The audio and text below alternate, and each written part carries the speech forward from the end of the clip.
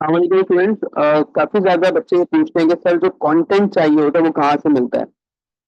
Content आपको किधर से मिलेगा? कंटेंट आपको हमेशा सर्च करना पड़ेगा। अगर आप एफपीएससी के एग्जामिनर की रिपोर्ट पढ़ें, ईपीएससी को देखें या पीसीएस किसी भी एग्जाम को देखें, तो वहां पे आउटस्टैंडिंग जिनके रिजल्ट्स आते हैं, जो पेपर को क्वालिफाई करते हैं, वो तमाम स्टूडेंट्स वो होते हैं जिन्होंने पेपर में कुछ एक्स्ट्रा किया होता है। वो एक्स्ट्रा क्या होता है कि घिसे पिटे टॉपिक्स को, पुरानी चीजों को अपने पेपर में नहीं लिखते, वो कुछ नया उसके अंदर ऐड करते हैं। ठीक है। किताब का रेफरेंस डालना जरूरी है, कोटेशन जरूरी है, फैक्ट एंड फिगर जरूरी है। लेकिन एक नॉर्मल स्टूडेंट जो तैयारी कर रहा होता है, उसके पास इतना टाइम मौजूद ही नहीं होता कि सर मैं किताबें भी पढूं, मैं सिलेबस भी कंप्लीट करूं। तो उसके लिए एक मैंने सेशन स्टार्ट किया है जिसके अंदर मैं आपको आइडियाज जनरेट करके दूंगा, किताब का नाम बताऊंगा, उसकी लाइंस बताऊंगा। तो आपने करना ये होगा, सिर्फ सेशन को अटेंड करके इसकी चीजों को अपने पेपर में अप्लाई करना है। मिसाल के तौर पर आपको ये पहली किताब, जो मेरा पहला आइडिया है, जो मैं सेशन शुरू करने जा रहा हूँ, ये किताब है bureaucracy in Pakistan by Charles H Kennedy. ठीक है, अब ये किताब का नाम है। इसमें एक जुमला है, since its birth Pakistan has been governed by its elites, mainly bureaucratic, military and political.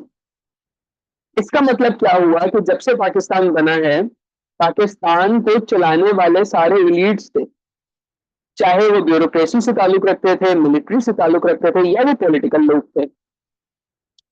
अब ये बात जो है आपको समझ में आ गई। इस बात को आप किधर किधर कौन कौन से सब्जेक्ट में इस्तेमाल कर सकते हैं, आइए जरा देखें। आपका जो एसए का पोर्शन है, उसमें डेमोक्रेसी के स्टार्ट में लिख सकते हैं, रिकमेंडेशंस के अंदर इसको लिखा जा सकता है, करप्शन आएगी उसके अंदर लिखा जा सकता है। पाक अफेयर्स में आए तो आप सिविल मिलिट्री रिलेशन में इसको लिख सकते हैं। ठीक है। इसलिए करंट अफेयर, इस्लामियात, political science, IR, criminology, even आप हर जगह पे पब्लिक एडमिनिस्ट्रेशन में भी इसको लिख सकते हैं। तो आपने एक किताब, एक रेफरेंस को याद किया और आपने अपने 7-8 पेपर्स के अंदर इसको लगा दिया। एग्जामिनर आपका पेपर चेक करते हुए जब ये पढ़ेगा तो उसे पता चलेगा यार इस स्टूडेंट में नॉलेज, उसने इस किताब को पढ़ा हुआ है। ठीक है। आपने इसको फिट करना है। कहाँ फिट कर सकते हैं आप इसको? कि जी पाकिस्तान के हालात शुरू से ही खराब है। आप जब इसको लिखते हैं, आप लिखते हैं डिमाइस ऑफ कायदे आजम, लैक ऑफ लीडरशिप, उसी तरीके से नो कॉन्स्टिट्यूशन, तो वहां पे इस जुमले को फिट किया जा सकता है। ठीक है। ओके जी।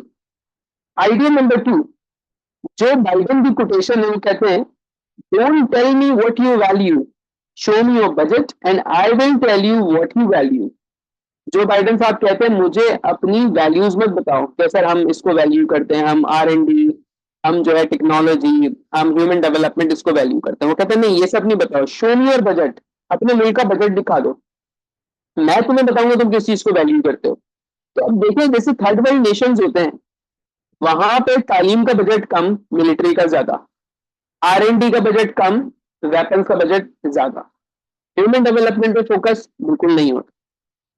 तो होता क्या है कि आपको ये वाली जो कोटेशन है, ये आप रिकमेंडेशंस में लगा सकते हो, पाकिस्तान की इकोनॉमी में लगा सकते हो। जहां आप ये बात कर रहे हो कि जी अमेरिका तरक्की कर रहा है, चाइना तरक्की कर रहा है, यूके बहुत तरक्की कर रहा है, तो वाई पाकिस्तान क्यों नहीं कर रहा? तो आप जो बाइडेन की कोटेशन देंगे और उसमें लिखेंगे कि पाकिस्तान का R&D का बजट इतना है, पाकिस्तान एजुकेशन पे अपना कम लगाता है, पाकिस्तान में हॉस्पिटल्स के अंदर कम चीजें हैं। तो अगेन इस तरह की आप कोटेशन को इस्तेमाल करके, इस्लामियत में भी इवन आप एक कोटेशन को 4 से 5 सब्जेक्ट्स में लगा लो। ठीक है जी। थर्ड क्या आता है? Idea number 3। अब एक किताब है, a handbook of labour economies, ये फ्री मैन की किताब है। ठीक है। इसके अंदर कहते हैं, criminal behaviour is closely related to poverty. क्या मतलब हुआ इसका? कि जो लोग क्राइम करते हैं, जिनकी टेंडेंसी होती है क्राइम करने की, उनका लिंक गुर्बती से कहीं ना कहीं होता है। क्या मतलब हुआ इसका? जिन जिन ममालिक में पॉवर्टी है, गुर्बत है, आप वहां क्राइम रेट देख लें। साउथ अफ्रीका का कोई भी कंट्री उठा लें आप, साउथ अफ्रीका जो है पूरा अफ्रीकन नेशन है, नॉर्थ अफ्रीका, साउथ अफ्रीका के कंट्रीज देखते हैं, यूरोप से उसको कंपेयर कीजिए, फिर अफगानिस्तान, ईरान, सीरिया, यमन, ये वाली जो कंट्रीज हैं, तो आपको कहीं ना कहीं ये चीज साफ पता चलेगी कि जिधर जिधर गुर्बत है वहां पे क्रिमिनल ज्यादा है। नाउ अगेन इसको फिर आप ऐसे प्लेस करेंगे, अपने फैक्टर्स में आप लगा सकते हैं, और इसको किसी चीज की आप कॉज और इम्पैक्ट में भी लगा सकते हैं। जैसे अगर मैं कहता हूँ ग्लोबल वार्मिंग हो गई, भाई ग्लोबल वार्मिंग से क्या होगा, इकोनॉमी तबाह हो जाएगी। जब हमारी इकोनॉमी तबाह हो गई तो क्या होगा, गुर्बती होगी। जब गुर्बती होगी तो क्रिमिनल बिहेवियर होगा। ठीक है, तो क्रिमिनल बिहेवियर से फिर और क्या मसाइल होंगे, तो हम वहां पे लिखेंगे कि जी handbook of labour economies में फ्रीमैन ने लिखा था। तो अब रिकमेंडेशन में क्या बात करेंगे, तो हम रिकमेंडेशन में लिखेंगे कि जैसे कि फ्रीमैन ने अपनी किताब में कहा है, हमारी कोशिश होनी चाहिए कि हम इकोनॉमी तबाह ना होने दें। ठीक है, अगर हम इकोनॉमी तबाह होने देंगे तो भाई मुल्क में पूरे पूरे क्रिमिनल भर जाएंगे हमारे। राइट, तो 3 आइडियाज मिल गए आपको, आप हर पेपर में इनको यूज कर सकते हो। अच्छा, मैं रैंडम किताबों से चीजें लेकर आता हूँ, रैंडम कोटेशंस उठाता हूँ। इससे होता ये कि एक तो ये किसी और के पास नहीं मिलेगा आपको, पहला फायदा। दूसरा ये कि मैं आपको कम वक्त में ज्यादा चीजें दे रहा हूँ। जैसे एक कोटेशन आप 7-8 पेपर में लगा रहे हो, तो अगर आप टोटली 10 से 12 कोटेशन याद करो, हर पेपर के अंदर लगाओ, तो कैसे आपका पेपर दूसरों से बेहतर नहीं होगा, आपका पेपर दूसरों से बहुत अच्छा होगा। ठीक है, लास्ट वन, लास्ट आपके पास चौथा आइडिया, ये चाणक्य की कोट है। ठीक है, enemy of my enemy is my friend. क्या मतलब हुआ, मेरे दुश्मन का दुश्मन मेरा दोस्त है।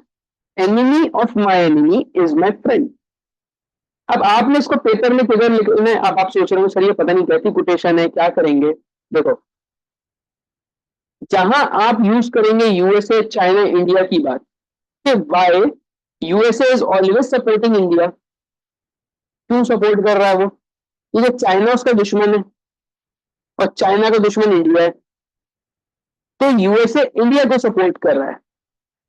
ठीक है, इसी तरीके से इंटरनेशनल रिलेशंस में जितने भी अफेयर्स हो रहे हैं, जितने भी फॉरेन अफेयर्स चल रहे हैं, उसके अंदर यही वाली पॉलिसी है कि मेरे दुश्मन का दुश्मन मेरा दोस्त है। ठीक है, तो ये भी अगेन आप हर जगह पे इस्तेमाल कर सकते हैं। आप इसको आप इस्लामियात में कैसे इस्तेमाल करेंगे, आप बताएं कि जी चाणक्य की कोट है कि जी enemy of my enemy is my friend, लेकिन इस्लाम में इस तरह का कोई भी मामला नहीं है।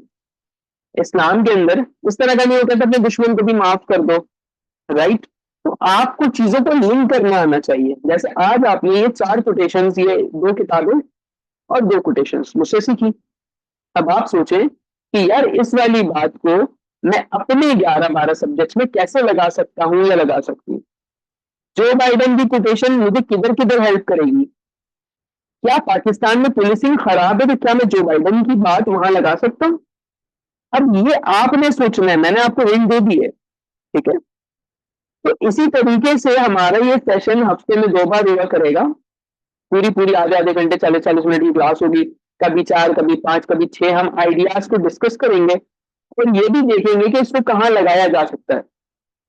क्लास के बाद हमारा एक व्हाट्सएप ग्रुप होगा, उस ग्रुप के अंदर मैं क्लास की रिकॉर्डिंग भेज दिया करूंगा, लाइव क्लास के लिंक आएंगे और आपको बताया जाएगा कि आप पैराग्राफ लिखें और इसको नरेट करें उसके अंदर ले जाके। देखिए, तैयारी सब लोग सेम करते हैं, पीएमएस, पीसीएस, सीएसएस तैयारी सेम होती है। डिफरेंस किधर क्रिएट होगा, डिफरेंस ये चीजें क्रिएट करती हैं। अब अनफॉर्चुनेटली बच्चा किताब ही नहीं पढ़ता। जब बच्चा किताब नहीं पढ़ता तो उसको तो आउटसाइड हेल्प चाहिए। आप गूगल पे जाके देखें तो आपको जो बुक रिव्यूज मिलेंगे वो इधर उधर की बात होती है, इररेलेवेंट होते हैं। ठीक है, तो मैंने कोशिश ये की है कि इस तरह का एक सेशन डिजाइन करूं। ऐसा इसका मुझे आइडिया कहाँ से आया, एक बहुत बड़ी पर्सनालिटी है, सीएसएस उन्होंने क्वालिफाई किया, फिर पोजीशन भी उनकी। उनके जब मैंने इंस्टाग्राम पे मैसेज किया कि मैंने आपकी एक वीडियो देखी, बहुत अच्छी थी, मुझे एक थ्योरी समझ नहीं आ रही, आप जरा इसको थोड़ा एक्सप्लेन कर दें। तो उन्होंने कहा कि सर आप इस नंबर पर रब्ता कर लें और आपको डिटेल्स बता देंगे। मैंने उस नंबर पर रब्ता किया, तो बंदे ने कहा कि ये जो थ्योरी है आपको इसके लिए हमारा इलीट सेशन लेना पड़ेगा। मैंने कहा अच्छा, तो आई वाज लाइक 3-4-5 हज़ार का होगा तो आराम से आप ले सकते हो, क्योंकि हम लोग इतना ही अफोर्ड कर सकते हैं। तो ही वाज लाइक सर इसकी जो वैल्यू है वो 1 लाख है, 1 लाख रुपए इसकी फीस है, और इसका जो मेरा 2 से 3 महीने का सेशन है, इसमें हम आपको थ्योरीज, बुक रेफरेंसेज और ये सारी चीजें चलाना सिखाएंगे कि पेपर में कैसे होता है। It was my 2022। ठीक है, जब मैं अपनी स्पेशल की तैयारी कर रहा था, तो आई वाज़ लाइक कि यार ये इतना महँगा क्यों है? फिर जब मैंने, क्योंकि मुझे आइडिया तो उनका समझ आ ही गया था, जब मैंने इसको पढ़ा और चीज़ों को खुद से किया, तो चीज़ समझ में आती है कि आप मेहनत करते हो। आप रीड करके आप चीज़ें निकाल लो, कोटेशंस आप निकाल रहे हो, आइडियाज़ आप जनरेट कर रहे हो, तो आप स्टूडेंट को ऐसे ही नहीं दे देते एज़ इट इज़ उठा के कोई चीज़ कि बेटा ये लो, ये हो गया। तो वहाँ से मुझे चीज़ समझ में आई कि इसको मिडल क्लास स्टूडेंट्स के लिए बनाया जाए, तो बेटा इसको मैंने बनाया और आप इसको देख लो यहाँ पे, कि मेरे पास अभी तक जो डेटा है ऑलमोस्ट कोई 50 से 60 किताबों का डेटा है, थ्योरीज़ मौजूद हैं, तो मैं इसमें सिखाऊँगा कि कौन-सी चीज़ को किधर लगाना है। तो सीएसएस के बच्चे, पीएमएस के बच्चे, यूनिवर्सिटी स्टूडेंट्स या ऐसे रीडर्स जो किताबें पढ़ते थे पहले, अब टाइम नहीं है जॉब की वजह से, लेकिन वो उसके आइडियाज़ चाह रहे, तो बिल्कुल मेरा सेशन जॉइन कर सकते हैं। हफ्ते में 2 बार हुआ करेगा। ये इसकी वाहिद डेमो क्लास है, उसके बाद कोई और क्लास इसकी नहीं होगी। अब जो भी क्लास होगी वो मेरी पेड स्टूडेंट्स के साथ होगी। ठीक है जी? सेशन पे फीडबैक ज़रूर दीजिएगा। दुआ में याद रखें। अल्लाह हाफ़िज़।